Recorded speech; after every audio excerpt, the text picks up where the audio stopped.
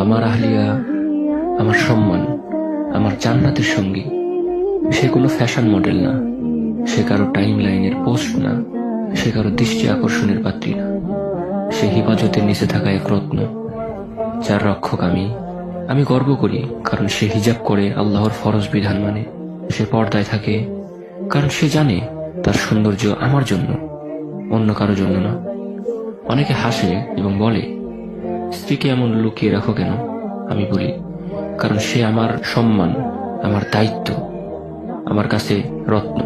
আর রত্ন কখনো রাস্তায় ছুঁড়ে ফেলা যায় না। রাসূলুল্লাহ সাল্লাল্লাহু আলাইহি ওয়াসাল্লাম বলেন, তোমাদের প্রত্যেকে রক্ষক, আর প্রত্যেককে তার দায়িত্ব সম্পর্কে প্রশ্ন করা হবে। আমি সেই রক্ষক আর সে আমার রক্ষিতা।